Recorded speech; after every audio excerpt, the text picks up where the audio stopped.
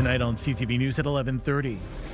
Days after announcing his re-election bid, Sudbury's mayor gives a State of the City address. Today's speech was about addressing affordability and capacity and giving all topics on the table as he looks to seek a second term. Plus, the city of North Bay announces it's standing down some active Sandbag stations due to the stabilizing water levels. And Timmins police numbers are showing an increase in several types of calls, including violent crime. That could be any type of weapon. Those are not necessarily just firearms or knives. We'll have more on what they're reporting to the board. CTV News at 11:30 with Ian Campbell and Rick Wyman with weather. Good evening. Thanks for staying up with us. We begin tonight in Chapleau, where one person has died following a house fire on King Street. Police are investigating that now. The fire broke out around 6 o'clock this morning. One person was found dead inside the property. The OPP have been called in to support the Chapleau Fire Department. Not much has been disclosed as of yet in terms of a cause. People are being asked to avoid the area until the fire marshal can complete the investigation. Days after officially launching his re-election campaign, Greater Sudbury Mayor Paul Lefebvre took to the stage for his State of the City address. CTV's Amanda Hicks reports. Greater Sudbury is building momentum. Sudbury Mayor Paul Lefebvre received a standing ovation after delivering his State of the City address to a packed hall at the Caruso Club. Today's speech was about addressing affordability and capacity and ensuring that everybody can obviously have an opportunity to thrive in the city of Greater Sudbury, addressing the challenges as well. But looking that we have a plan, there's momentum, there's private investments, government investments within the province and the feds. Lefebvre touched on critical minerals, homelessness, and major infrastructure projects, asserting that the city's new event center remains on time and on budget. The Chamber of Commerce luncheon brought together leaders from mining, education, and the private sector. I think some of the challenges remain in the downtown, and I think some of our downtown businesses are still experiencing some challenges with the effect of crime and safety on their businesses, which is ongoing. But I do see some positivity happening there, and the city's always open, and the police are always open to having those conversations. We're going to go from 9 mines to 15 mines in a very short space of time. No other jurisdiction in Canada is going to be able to do that and take that. That takes massive investment, and it's a team effort. So today, I think really with everybody here that's in the room, it's really showing how the community has come together to build Sudbury in a leadership position for this. Having just announced his intent to run again, Lefebvre says addressing the housing crisis remains one of his priorities in the months ahead. Affordable housing, basically supportive housing as well, right to market housing. That's what I'm focused on. And there's a few industrial projects that will be coming forward. They're coming on their own, and we're there to support them. While Lefebvre wouldn't offer specifics today, he promised a series of announcements in the coming weeks, claiming they will bring a job boost to the region. Amanda Hicks, CTV News, Sudbury. New tonight, the city of North Bay says it's winding down Sandbag filling stations due to decreasing demand and stabilizing conditions on Lake Nipissing. It's no doubt good news for those along the shoreline that have been watching it closely. The existing stock of pre-filled sandbags remain available at Champlain Park and Sunset Park. However, those sites will no longer be restocked or staffed.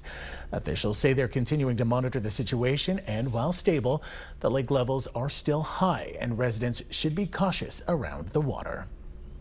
The Central Manitoulin Council chambers were packed tonight, many looking for the results on the vote of a notice of motion that would reinstall a low-E ceiling in the Providence Bay Arena. Many still upset with Council's mixed decision to remove the ice pad from the facility. I know it's $48,000, but we're way under budget in the whole repairs of both arenas. So it's going to be a long time, in my opinion, that we have a multi-purpose recreational center for the municipality. I think we have to baby our arenas and keep them going. The notice of motion went on to pass, but was amended to at least have staff complete repairs to the facility first before the roof is reinstalled. There is also talk of a public committee being struck now in hopes of having the community come together around a solution. An investigation is underway at the site of a new housing development in the south end of North Bay. It comes following concerns from a neighbor that a wetland might have been drained to accommodate construction. CTV's Eric Tashner reports. It is sad. Tracy Boucher has been living near this wetland between Bunting Drive and Blair Street for 10 years. Her backyard offers a front row seat to the ecosystem and the many species that call it home. We've got a blue heron that lives back there. We've got Blanding's turtles that live back there that are on the endangered species list. When she noticed construction of the new Meadow Woods subdivision a few weeks ago, she didn't think much of it until the pond began drying up despite a record-level rainfall. Boucher says that doesn't normally happen until the summer. I noticed a gentleman over at the beaver dam with a stick poking at the beaver dam. I thought to myself, that's really odd. We should have a lot of water in there. He should not be able to be anywhere near that. She became concerned and since then has become an advocate for the wetland. She was provided drone footage that shows a trench was dug, diverting water to another larger pond some distance away. It's a substantial trench. It wasn't something that was dug by hand. It was dug by machinery. She reached out to the province, Conservation Authority, and the city. The Conservation Authority visited to take photos of the site. The Ministry of the Environment, Conservation and Parks has launched an investigation, writing, "The Ministry is aware of the reported drainage, has completed a site visit to assess potential impacts to the wetland, and is currently determining appropriate next steps." The city entered into a subdivision agreement with the property owner, Intrigo Holdings Limited. The city says its involvement is limited to land use planning and approvals under the Planning Act. The subdivision was originally approved by council in 1988 and has undergone several updates over the years, most recently last year for its current development phase. CTV News reached out to the general contractor, Kenelax, but the company did not respond. While she's not against building new homes, Boucher wants to ensure the species are being protected as best as possible. All that I would want is to make sure that it's being done ethically and with the environment in mind. Eric Tashner, CTV News, North Bay. Timmins police says it's seeing a spike in several crime categories, including drugs and violent crime. CTV's Lydia Chubak has more on the statistics from the first 3 months of 2026. Increase in violent crime. The deputy chief released crime statistics today during the Timmins Police Service Board meeting. Darren Donnell says violent crime rose just over 9%, including one homicide. What we noticed most notably was that the weapons calls for service that we attended to, those were increased over the course of January to March. So that could be any type of weapon. Those are not necessarily just firearms or knives. That could be baseball bats. It could be actually somebody throws something at somebody or anything like that. Donnell says drug offences were also up 50%, while social disorder incidents climbed nearly 54%. Donnell says many of the social disorder calls involved officers assisting community partners and outreach workers who felt they needed support while providing services. Donnell says Timmins Police does not take these figures lightly. It's a snapshot of 3 months of our year, so again, as though it is concerning, and we are monitoring it. Traffic collisions were also up, something police attribute in part to a long winter and difficult road conditions. Donnell says patrol officers will also be enforcing rules surrounding electric vehicles and other alternative modes of transportation. If you don't have a driver's license to operate this, first and foremost, you can't be doing it. If it doesn't have ownership, insurance, and all of those pieces to it, then those shouldn't be on the road and they'll be removed from the road by the police. A public education campaign is expected to roll out in the coming weeks, followed by enforcement targeting unsafe or illegal vehicles on city streets. Lydia Chubak, CTV News, Timmins. With the long weekend fast approaching, OPP will be conducting safety blitzes on Ontario highways. CTV's Rob Cooper takes a look at what people heading into Northern Ontario and Muskoka can expect from police this weekend. It's the calm before the long weekend traffic storm. With Cottage Country the eventual destination for many this weekend, people decided to hit the road extra early. Try and take a day or two off before the long weekend just for traffic wise, and I've done it too many times to realize I don't want to be stuck in traffic for the whole weekend. We're looking for speeding, impaired driving, distracted driving, and seatbelt use. That's Constable Scott Stratton with the Aurora OPP Traffic Unit. He says police will be out in full force this weekend watching Cottage Country traffic very closely. Do you have your driver's license, ownership, insurance? Just so you know, everything's being audio and video recorded. Well, the long weekend, especially the May long weekend, is usually one of our biggest and busiest weekends of the year. The price of gas is on everyone's minds this weekend. Even people who are hauling their boats to the cottage say the excessive costs are starting to add up. Probably use it less and drive up less, but got to go up and enjoy yourself. We're kind of talking about that on the way here. I mean, we want to get the use out of our cottage, so we're going to be going up kind of regardless, but I'm sure it's going to make an impact, and we've seen it over the last few years, even just with the economy the way it is, less and less people going up. It's not as busy on the lake. Now in the middle of Canada Road Safety Week, OPP are reminding area drivers local highways will likely get busy as early as tonight. They're also reminding people they'll be both on the ground and in the air looking for bad drivers all long weekend. Rob Cooper, CTV News, Barrie. With Safe Boating Awareness Week beginning on Saturday, OPP are reminding the public life jackets save lives, whether you're on a motorized boat or a human-powered vessel. Over the last 10 years, almost 250 people have died in marine accidents in the province. Police say capsized vessels and falling overboard are the lead causes of fatalities, and almost half of those deaths were people in canoes, kayaks, or on paddle boards. Police say in 83% of the deaths, the victims were not wearing life jackets. Parents of the North District School Board have received a letter stating changes are coming to schools in West Nipissing. On September 8th, grade 7 and 8 students from Whitewoods Public School in Sturgeon Falls will move to Northern Secondary School because Whitewoods is over capacity. Kindergarten to grade 6 students will remain at the elementary school. The plan is to eventually transition the high school in Sturgeon Falls to a full kindergarten to grade 12 school, with Whitewoods being sold to French Public School Board Conseil Scolaire Public de Nord-Est de l'Ontario. Time now for a short break here on CTV News. Coming up, Rick will have your full weather forecast. For now, look at the current conditions, and we have a weather warning in place tonight. That is a frost warning. Temperatures in the area in yellow right across the North Shore all the way to the Quebec border are going to be hovering near zero at some point tonight. That means frost is possible. Make sure to cover up those plants or crops because it could damage them as the evening continues. Here are the current conditions, and 10 degrees in Sudbury, 10 in Gore Bay. We're looking at clear conditions right now all the way up to Timiskaming Shores, partly cloudy in Timmins. Seeing probably 3 or so in Chapleau. We'll have more after the break. Okay, this is the precursor to, well, the long weekend. It's almost here. We'll get into it right now with our forecast radar, courtesy of Environment Canada. We got rid of the rain yesterday. Nice day today, warmer temperatures, sunny skies, but we've got more precipitation coming into the northeast by tomorrow evening and into early Saturday morning. Sorry about that.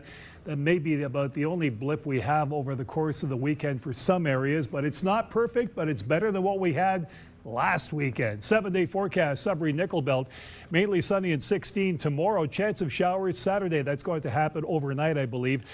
20 your high. Sunday, we've got sunshine 16, 22 holiday Monday, sun and cloud and chance of showers Tuesday, Wednesday, 24 and 16, but that's next week. Also, the risk of frost in Greater Sudbury overnight tonight.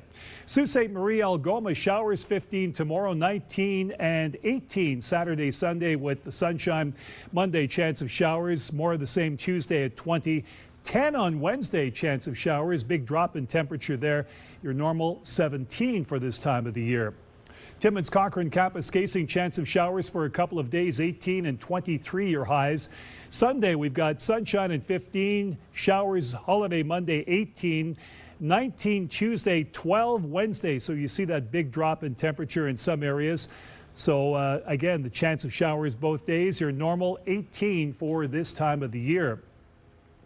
Meanwhile, Timiskaming Shores, Kirkland Lake, mainly sunny 17 tomorrow, chance of showers Saturday 23, then 15 Sunday, sun and cloud, chance of showers Monday, Tuesday at 40%, both days at 23, then it drops off to only 16 Wednesday with the chance of showers. So again, that overnight low of 2 as well, also disturbing.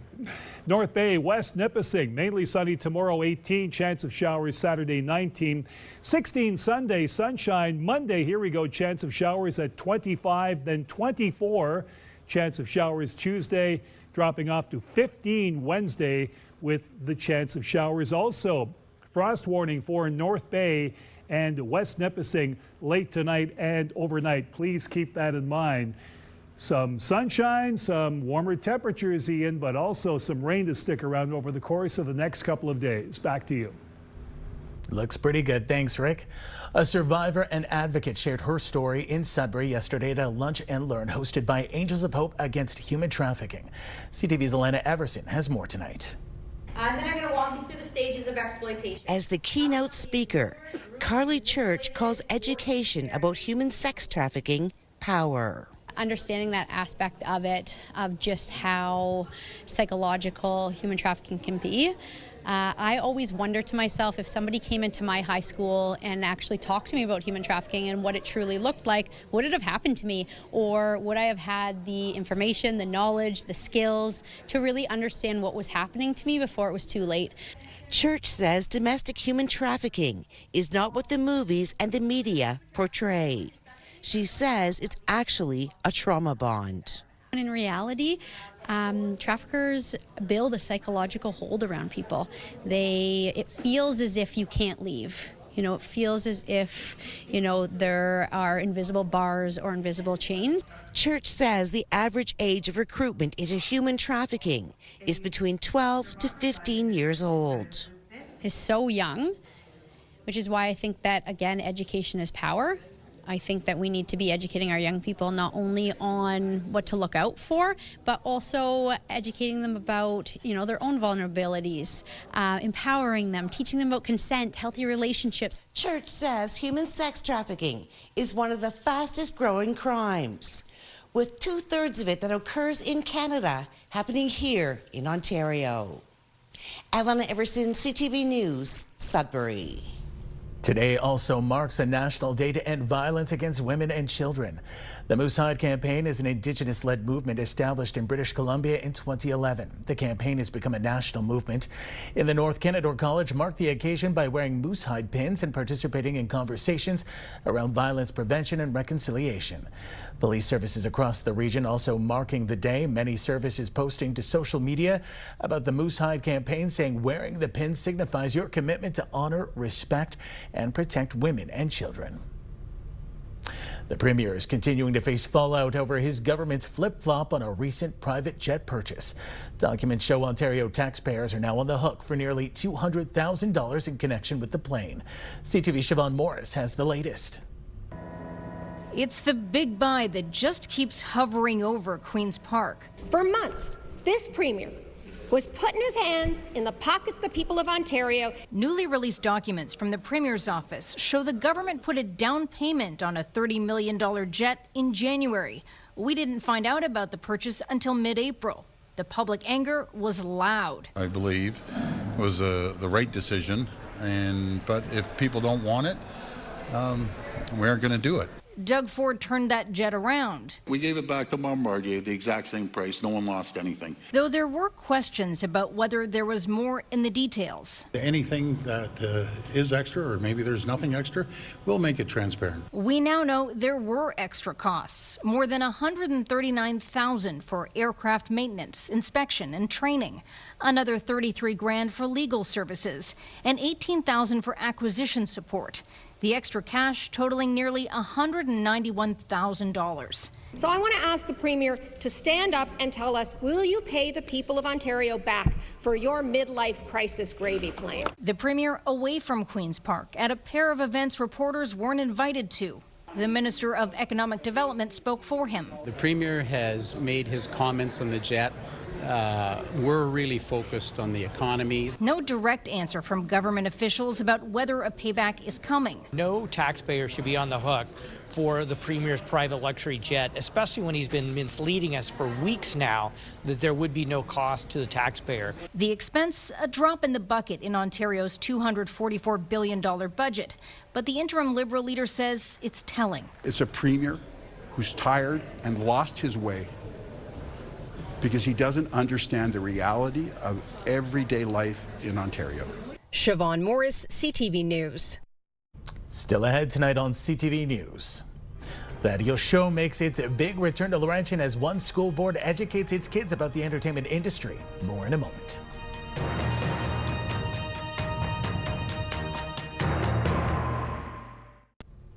Sault Ste. Marie Fire Service is letting the public know crews will be stopping by for a visit. Starting May 19th, firefighters will be going door to door in the evening to spread awareness about smoke and carbon monoxide detectors.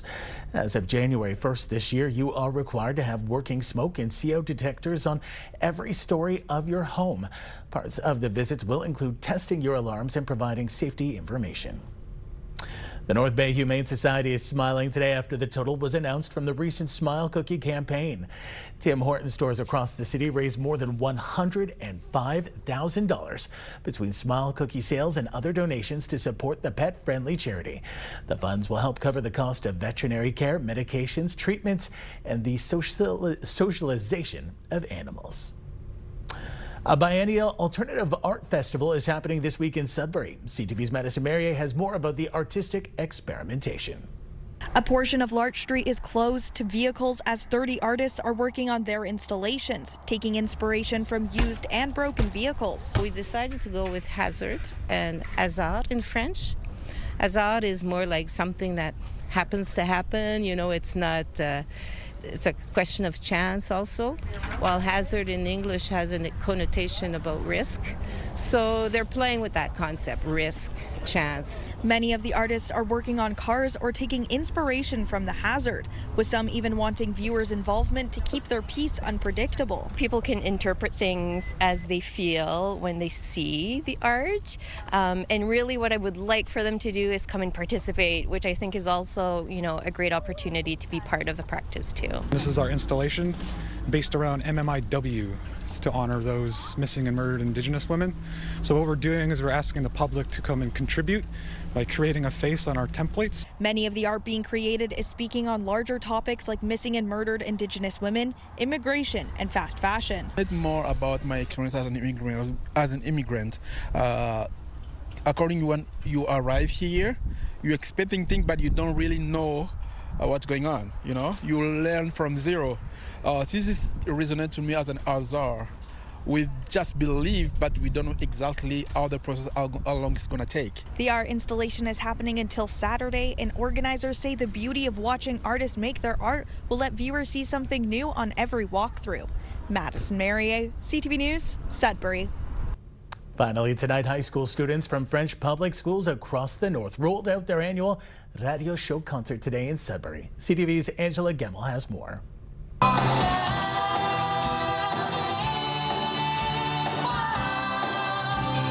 It's time for these students from McDonald Cartier Secondary School to hit all the right notes. It is really a showcase of talent of the North in French, so you don't get that too often these days. This artistic event is from French Public School Board Conseil Scolaire de Grand Nord.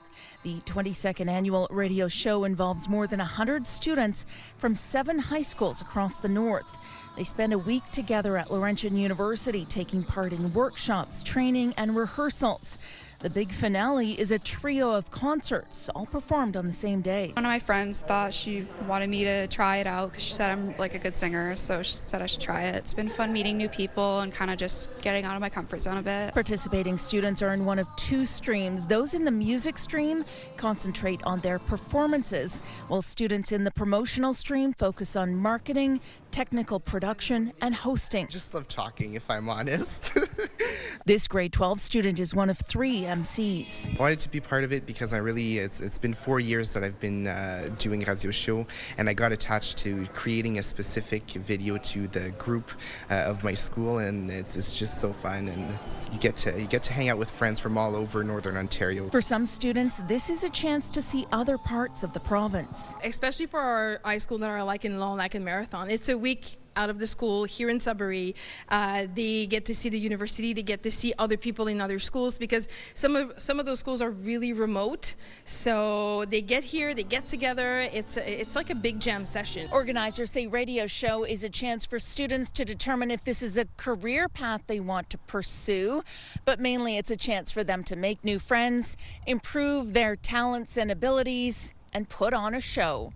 Angela Gemmell, CTV News, Sudbury. A big old bienvenue and félicitations. Welcome and congratulations to all the kids visiting Sudbury tonight. That takes us to the end of our newscast this Thursday evening. For the latest news anytime, remember you can head to our website, ctvnewsnorthernontario.ca. You can also download our CTV News app. Thanks for watching. Good night.